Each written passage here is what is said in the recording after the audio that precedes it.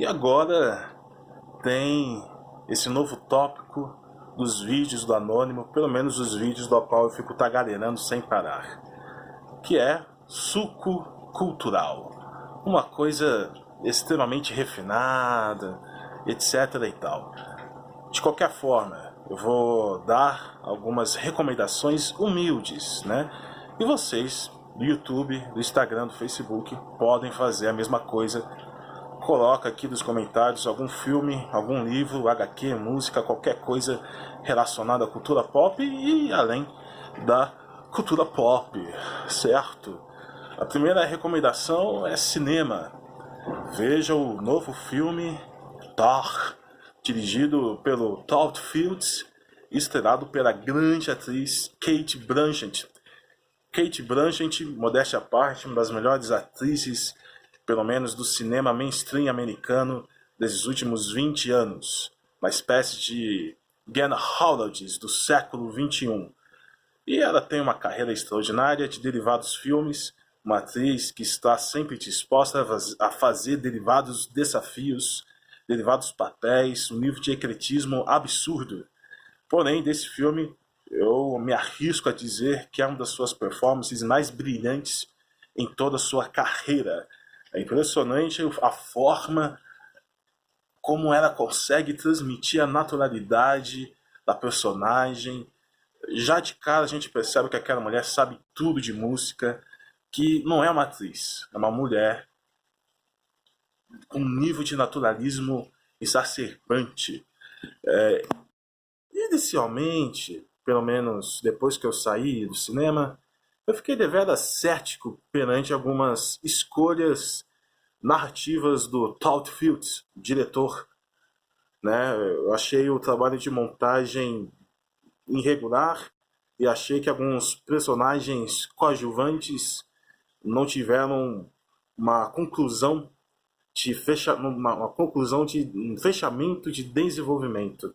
Mas eu acho que a montagem irregular, o ar caótico tem a utilidade de transmitir o lado caótico da vida dessa mulher fantástica, certo? E que, querendo ou não, é uma vida que tem certas coisas que não vai ser respondidos e assim por diante. O Todd Fields ele faz um trabalho humilde no quesito de fazer com que o julgamento seja de nossa parte. Ele lança perguntas. Ele oferece pra gente, ele e a Cate Blanchett oferece pra gente uma personagem complexa, contraditória, cheia de defeitos. Em alguns momentos a gente pergunta se ela é uma canária ou não.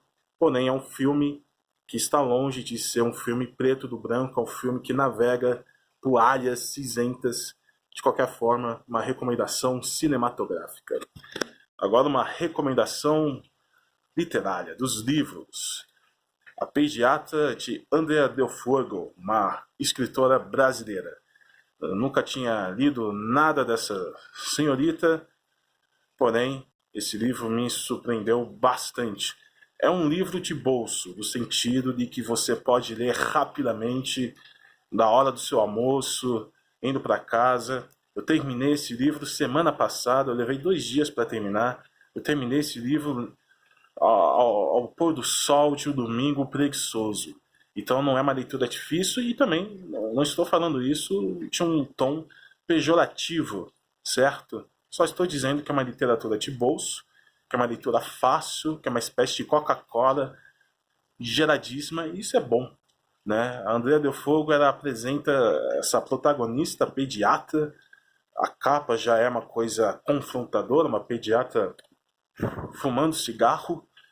A pediatra em questão é a Cecília, e a Cecília é uma personagem fenomenal, sensacional, uma canária que a gente acaba amando, um filtro aberto de politicamente correto, de coisas que às vezes a gente tem até nojo, mas uma personagem sensacional. Se tiver a Pediatra 2, sem dúvida eu vou ler. E agora uma recomendação musical que é Her Power, o disco Her Power do Iggy e The Stooges, lançado 50 anos atrás, aniversário de 50 anos. O disco foi lançado em 1973. Muitos dizem que é um dos discos cruciais do protopunk, né? O punk antes do punk, o punk antes do punk estourar, antes do punk se formalizar, se oficializar como um movimento musical, antes do Sex Pistols, Ramones, etc. e tal. The Stooges, uma das minhas bandas preferidas, que tem uma discografia curta, porém crescente, um disco é melhor do que o outro.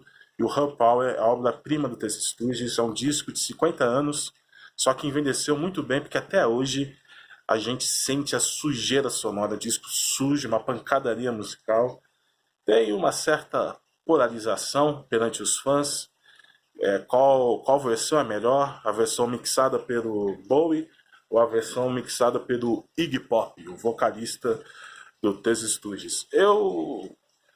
Depende do momento. Eu acho que a versão do Iggy Pop em alguns momentos é muito pancadaria, cansativo, e às vezes eu gosto de ouvir a mixagem do David Bowie, que é mais sóbria. Mas, novamente, depende do momento. Às vezes eu ouço a versão do Bowie e às vezes eu ouço a versão do Iggy Pop, que é uma pedrada, mas também é muito estridente, etc. e tal. De qualquer forma, um disco de rock garagem, um disco protopunk, mas ao meu ver é um disco de rock genuíno. Eu gosto muito do Ron Eccleston tocando guitarra dos dois discos anteriores, mas o guitarrista do The Stooges, ao meu ver, é o James Williamson, com os riffs sensacionais. Iggy Pop do ápice como vocalista, cantando mesmo. Eu até acredito que o Iggy Pop seja um cantor subestimado, um cantor de rock genuíno, assim como Mick Jagger. Um trabalho de cozinha subestimada pelos irmãos Eccleston, mas a culpa é do Iggy, que retalhou a cozinha dos irmãos Eccleston, colocando em último volume as guitarras estridentes do James Williamson e o seu vocal visceral. De qualquer forma, esse aqui é o suco cultural do Anônimo.